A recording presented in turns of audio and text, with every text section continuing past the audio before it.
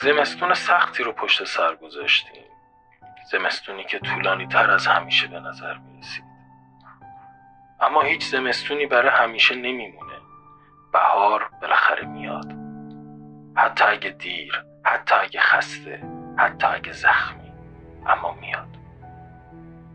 امسال فقط یک سال تازه نیست، یه فرصته، یه امید جدیده، یه جرقه برای ساختن فرداییه که حقمونه، برای زنده کردن رویاهامون، برای ادامه دادن راهی که شروع کردیم. پس این نوروز فقط سال نو رو جشن نگیریم، امیدمون رو هم جشن بگیریم. لبخندایی که هنوز زنده‌ان، دستایی که هنوز مشت میشن، دلایی که هنوز میتپن. سال نو مبارک، به امید روزای روشن‌تر، به امید آزادی.